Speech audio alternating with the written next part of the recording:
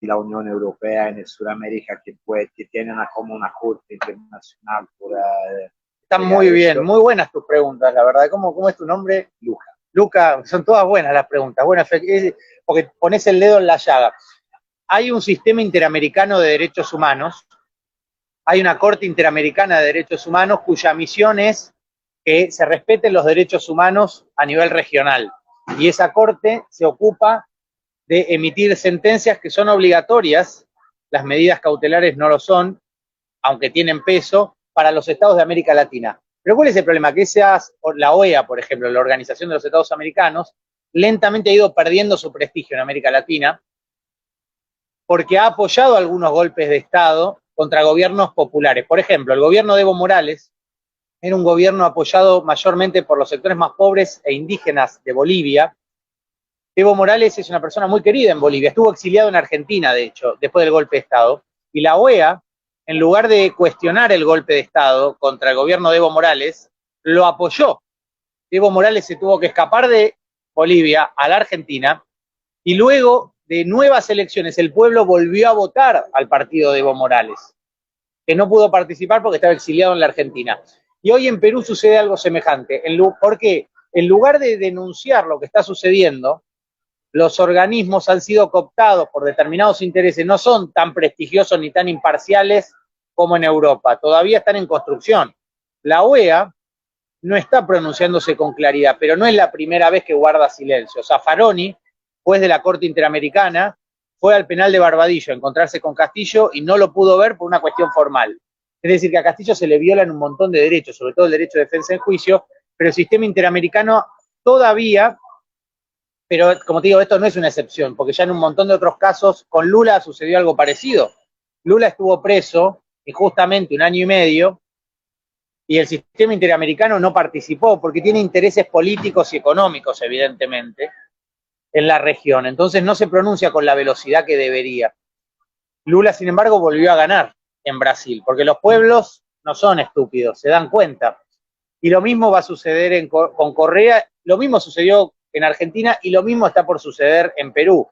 El pueblo peruano está cada vez más consciente de la arbitrariedad que se está cometiendo contra Castillo y es inevitable que esta situación encuentre una salida política y democrática dentro de la sociedad peruana, que ya reconoce con claridad cada vez más la arbitrariedad de lo que está pasando por la cantidad de muertes que hay. Todos los días muere una persona por los disparos que recibió hace 1 mes o 2 meses de la represión policial. Hace unos días murió un chico, Rosalino Flores, de 22 años, tenía 36 perdigones en el estómago, que le destruyeron el intestino, estuvo 2 meses agonizando en Lima, murió sin que su familia fuera escuchada. Ayer murió otra persona que había recibido perdigones hace 1 mes en la represión de la protesta. Por eso yo coincido con el presidente Petro, el presidente de Colombia, que dijo que la policía estaba asesinando a su propio pueblo, y el presidente de México, López Obrador, con quien me reuní hace 4 días en México, quiere llevar adelante una denuncia internacional por los crímenes que se están cometiendo en Perú. La pregunta que tiene que ver con lo que vos me decías es ¿por qué tiene que ser el presidente de México, el presidente de Colombia, el presidente de Bolivia, el presidente de Chile, incluso lo dijo en la CELAC en Buenos Aires? ¿Por qué son presidentes los que tienen que denunciar esto y no un organismo regional que diga en Perú no se están respetando reglas básicas de derechos humanos? ¿Por qué tiene que ser Amnistía Internacional la que hace la denuncia, o tienen que ser los peruanos en Firenze, y no un sistema coordinado y organizado regionalmente que denuncie esta arbitrariedad? Evidentemente el sistema interamericano de derechos humanos está en crisis y nuestras democracias están padeciendo esa falta de ecuanimidad del sistema interamericano. Algunos dicen que este golpe de la Boluarte está heterodirecto, o sea, no es completamente de la política peruana. ¿Ustedes qué piensan? ¿Tienen intereses económicos? Porque en algunas protestaciones, como la Grande de Milán, he visto eslogan que decían contra las multinacionales, contra el explotamiento de las materias. Yo creo que esa es otra buena pregunta, porque antes de 2026, es decir, durante el gobierno de Castillo, vencían en Perú los contratos leyes de la época de Fujimori, que son contratos con empresas multinacionales para la explotación de recursos naturales de Perú. Esos contratos o concesiones son de la época de Fujimori y vencen antes del 2026, es decir, los próximos 2 años. y el que iba a tener que renegociar esos contratos con esas empresas internacionales iba a ser Pedro Castillo. Y Castillo ya había dicho que no los iba a renovar y que estaba a favor de una economía nacional, como AMLO en México, que acaba de nacionalizar el litio, como Evo Morales, que nacionalizó el litio, como Argentina, que quiere nacionalizar el litio, como Brasil, que quiere nacionalizar sus recursos. Castillo iba a hacer lo mismo. Y eso no era bueno, iba en contra de los intereses de las empresas internacionales que explotan recursos peruanos, con lo cual efectivamente no parece casual este proceso, justo en este momento cuando había que renegociar contratos que involucran muchos recursos de Perú. Efectivamente, yo creo que eso juega un rol, y te voy a agregar eso por un lado, y después el racismo de la clase alta de Lima, que siente mucho desprecio por los campesinos pobres y por los sectores de la sierra que nunca habían llegado al poder en Perú.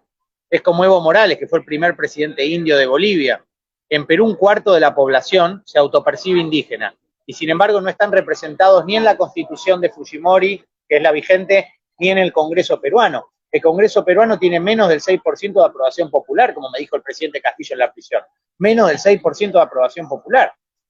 Los indígenas, que son un cuarto de la población peruana, no están representados ni en la Constitución ni en el Congreso, y son los que están protestando para ser reconocidos.